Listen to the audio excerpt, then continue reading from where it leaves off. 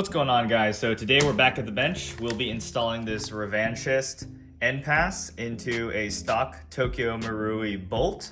So come along with me and let's see how this thing performs. Just getting right to it, I'm gonna take the nozzle valve out of its packaging and give you guys a closer look at the construction here. Apologize for the dirty fingers here, guys. I was working on another project, but as you can see here, it's got this metal piece that screws in and out, which adjusts how much airflow is basically trapped behind the nozzle before it closes, and releases, a certain amount of air depending on the position of that piece. Got a little O-ring in there to just help it from leaking at all. And then inside there is another O-ring. I believe that's to stabilize the screw inside, so that way this doesn't back out on you. And then otherwise it's pretty standard float valve construction. This looks almost identical to the RA Tech. I'll throw up a picture here and you guys can kind of look at that side by side. But overall, pretty simple design here, and let's see how it performs. Also, a quick thing to note, inside the packaging, this is literally all it comes with, so you will probably still have to use your stock float valve spring, and you just replace that little plastic piece. So let's get that swapped out. All right, so I got the component changed out. We basically replaced this little plastic piece with the NPAS, and you can see it inside the nozzle right there. If you're curious on how to do the swap, I have another video, so go ahead and look at the link in the description or the little tag card up in the right hand corner. But what I'll go ahead and do now is just show you how to operate the nozzle and change the FPS or adjust the FPS as needed. All you'll need is a flathead screwdriver, and so you'll need two of them. You'll want to stick one inside the magazine valve area right here, and then your second one, this would be a two-handed operation, is to basically go in through the front side and use a flathead. And you'll need a pretty thin, long flathead to do this, but once you get in there, you'll be able to, if you can see, I'm turning the valve inside of the nozzle, so you can see that. So the reason you stick the second one in there is so that it doesn't rotate while you're adjusting the valve. So I'll go ahead and adjust the FPS to about 350, and we'll take some shots. All right, so let's have a quick chat about testing conditions. Right now I've had these magazines completely filled and I've let them rest to rise to room temperature. Room temperature right now, let me turn on my thermometer. We're sitting at about 69.98, 70 degrees roughly. And then let me switch this over to Celsius, 21°C. So that's our current ambient. And then if I bring the probe over here and just stick it into the valve, we can see temperature on the magazine's a little bit colder than ambient, but only by a few degrees. And then we'll switch this over to C, so about 0.5 C cooler than ambient. So shouldn't do too much to affect the test results, but what we've got here is 0.2 gram BBs, and then in here are my 3 2s. The testing platform, which is relevant, stock Marui bolt, stock Marui nozzle, stock Marui nozzle spring, and then the Revanchist NPAS has been replaced.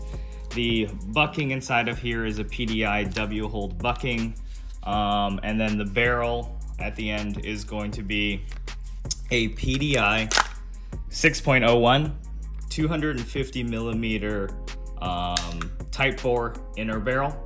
So just keep that in mind while we're looking at the test results. All right, so first test right out of the box, we'll go ahead and see what it's FPSing with 0.20s.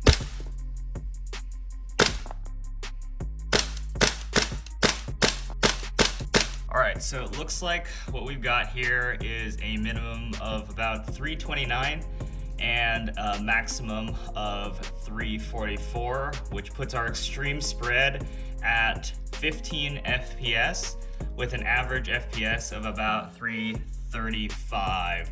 So it looks like it is probably tracking, I would say, yeah, in the 330s, 335 range, which is right about where I want to be. So pretty much in line with a stock float valve. So I'll go ahead and adjust the FPS a little bit and see how close we can get to 350 without going over. And then I'll do a FPS test at 400 as well. Just want to show really quick, I tightened the NPAS by screwing it in about 1/4 turn. And so this is putting us right there at 300, almost exactly.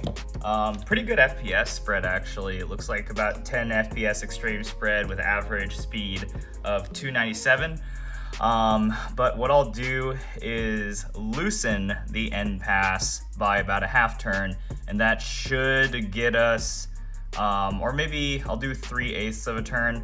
That should get us right there at that 350 mark. But wanted to show you quickly kind of what that adjustment looks like, and maybe even the 300 range if that's something you're going for. And hey, if you're curious on how this NPAS compares against a couple of other FPS setups, I have another video up on that already, so go ahead, take a look at the card up here in the top right. You can click on that and see how other systems and different setups kind of performed as well in similar-ish environments. But we'll continue testing the Revanchist NPAS. All right, guys, so I've got some good and bad news here. So if you're hoping for a short video, this just might be bad news, but the good news is this video is gonna be a little bit longer than I had anticipated. The bad news is, so what am we looking at right now? So at the bottom here, at 356 to 354, that is the nozzle, you know, in its maximum air intake, if you want to call it that, position. And basically, that's the highest FPS you can get out of the Revanchist nozzle with maybe, like, let's just say, for example, a stock bolt and a stock upper receiver. I'm sure you could still eke out some more. I'm gonna go grab my other upper that's about a 400 millimeter 6.03 and test that out and see how that increases the FPS. Obviously you can put in, you know, higher FPS gas as well, maybe some like 130, 150. But if you have like a stock setup and you're just looking for a simple replacement of the valve to get, you know, more FPS out of the gun, this may not be an option for you.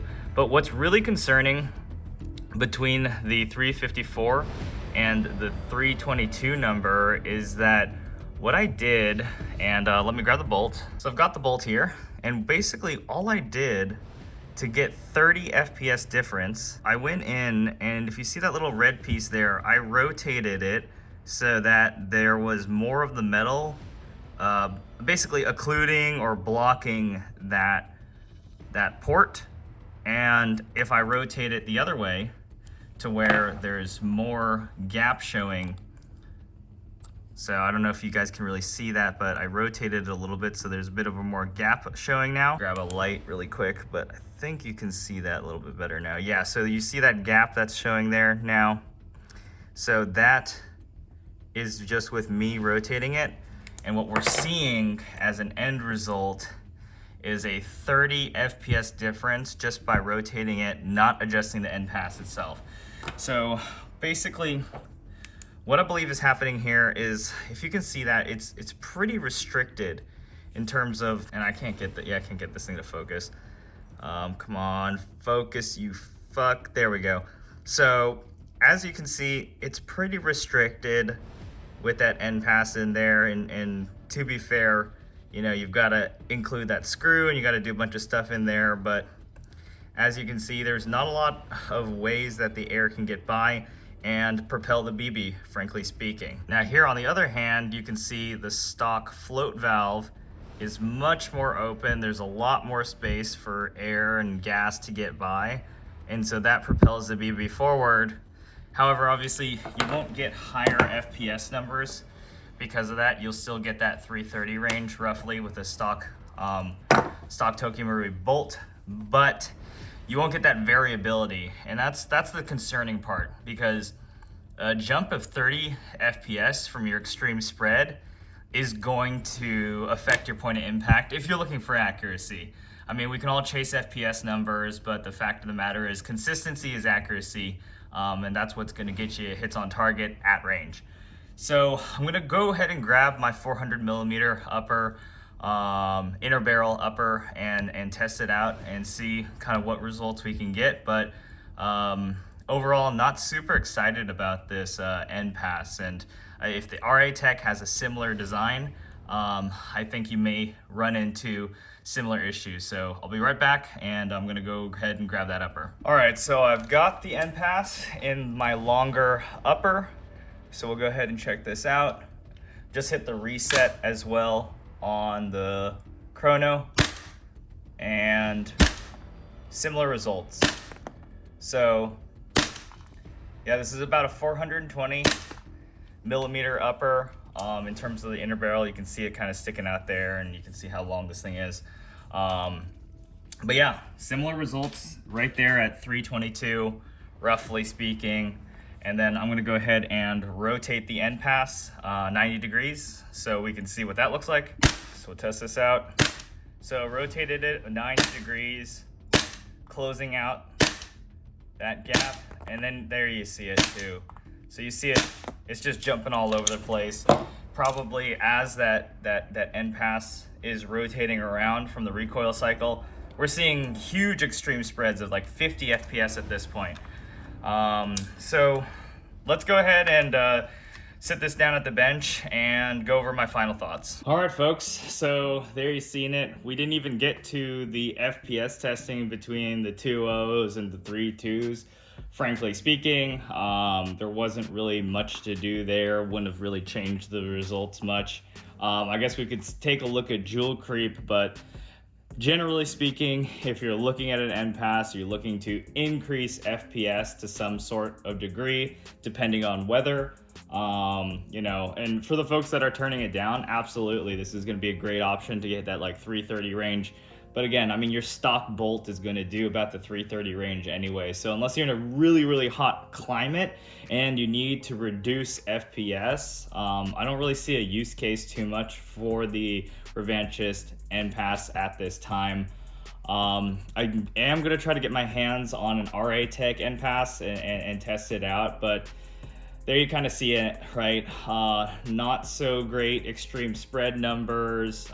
If it stays in position, it's okay. And your range of FPS is probably anywhere from, I mean, you could probably go down to like 100 FPS if you really wanted to, but you know, why would you do that? But, you know, maybe 300 to 340-ish range. So really incremental boost for kind of the liability that you take on by putting that you know, modification into your gas blowback gun. But yeah, so yeah, overall, not something that I think I would recommend to anybody who's using it. I'll try to compare and contrast it against the RA Tech, but again, it looks like it's a similar design, so I don't know if it's going to really change much for you. So I hope that was informational, guys. Hope that sheds a little bit more light and mystery, you know, on the MWS system, so that people are a little bit more knowledgeable heading into this. If you are looking to increase FPS, there is the Poseidon ice pick valve. It gets it really, really hot, but if you shorten the barrel length, you can mitigate that. So go ahead and take a look. Again, I'll throw up the video and the cards. You can check out a link in the description below as well, going over the Poseidon ice pick valve and kind of how you get to about that 400 FPS range with an MWS. But yeah, other than that, that's pretty much it, guys. Let me know if you have any questions in the comments below, and appreciate everybody watching, and more to come on this, so stay tuned.